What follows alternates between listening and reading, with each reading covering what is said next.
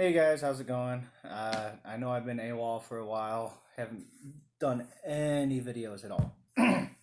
I just dropped off the face of the earth.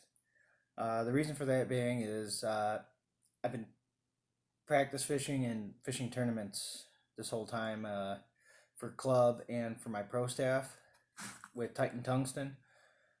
I placed second during the pro staff tournament. I placed 12th and 8th during my club tournaments. They were all on lakes I really have never fished before, except for my pro staff, which was on Mexican Cucky in Culver, Indiana. I have fished that twice.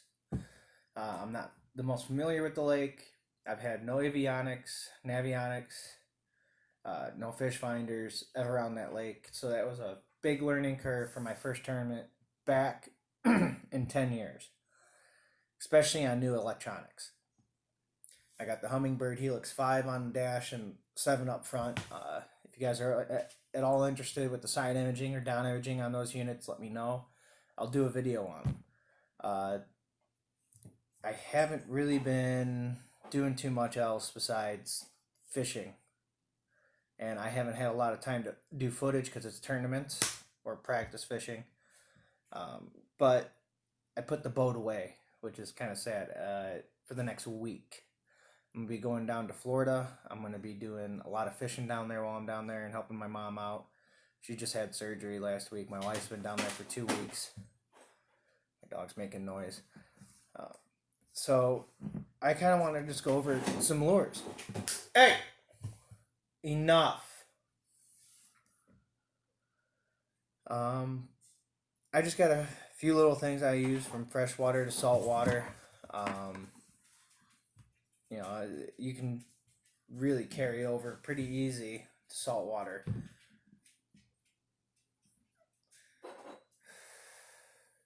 I'm going to be in the Florida Keys, but I'm hoping to make a trip up to the Everglades one of the days and do some fishing for peacock bass, which would be awesome. It's been one of my goals since I was a kid to catch one. I just never get the time to go do it when I'm down there. I'm always with my kids and family. But some of the lures I'm going to be taking down, I'm taking 2 bass rods with me, mainly for peacock bass, largemouth, if I go up to the glades. Smoke's getting in the camera here. I'm going to be doing a lot of backcountry fishing and inshore fish, not really inshore, but off the shore fishing for tarpon, snook, reds, shark. If I can get a bone or a permit, I'll try. I doubt they're going to bite. Those two will bite anything I really have here in this box. This is just one box, just essentials that I'm taking that I've caught fish on down there for years. Cudda especially, which is what I mainly use for bait for shark. I'll use my small silver flutter spoons from Blue Fox. I got my big silver flutter spoon from Daredevil, and then I've got a little off-brand dimpled with blue and silver that I'll catch them on.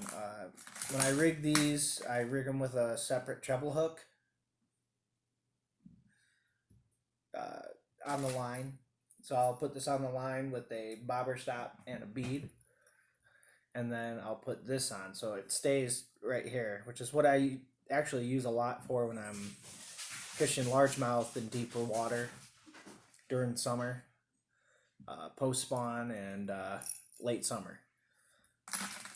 So those are some really good go-to lures for cudda. Another one is the silver super spook. I use that a lot down there. I did bring a frog pattern in the super spook that actually rattles. The silver one doesn't. I think it's actually the original spook. I had a super spook. I also brought a bone white sexy dog from Strike King. I've got just a regular little swim jig, more of a ocean shad pattern or mackerel or bait fish pattern for down there. I'm going to give that a go for the first time this year. Some of the other things I'm bringing down is, something that just looks like a mullet, a couple little beaver tail creature bait, and I got that in 2 colors actually. Another thing I like to use for cudda is my Rapala jerk baits. I got the 2 of the shallow wraps, but I also have a ripstop I'm going to try down there. I'm wondering how well these are going to hold up. The old balsa wood ones I had a lot of in perch pattern. The cudda just tore them up. I mean, destroyed them. One of the things, I got a beefier hook. Just a regular worm hook that I'm going to try with some flukes in pearl white and a gray and silver belly. I'm going to try those as well for snook and reds. Those work awesome. I've used them so many times down there and done fairly well. I've also brought a weighted hook with the corkscrew on top just to give it some weight if I need to get it down a little bit around bridges and some of the other ways. But there's those bobber stops I was talking about. I just get the cheapos for those spoons and it works pretty well. I am bringing my whopper ploppers because these will work probably pretty well for those peacock bass in the Everglades along with largemouth. I know the spooks will work great. I know the the prop baits that Head On makes for the spooks. You take off that front prop and you can walk the dog and have that buzz action on the back. Those work real well. I just don't have any with me anymore. I lost those years ago on some cudda. So hopefully we'll get down there. We'll get some good fish. I'm going to be recording hopefully the whole time. I'm still working with the same old GoPros. I don't have any audio equipment for them or anything. So it's going to be pretty basic footage. I'm still getting used to a lot of my editing software. I've been playing around with it a bit while I'm on break. Videos of the kids and stuff. So hopefully I can get you some good footage. I'll hopefully be better at editing when I edit it for you guys. So wish me luck down there. If you want to see something specific, leave it down in the comments and I'll see if I can do it for you guys. A certain way of catching them, fishing for them, what style, anything like that. Let me know.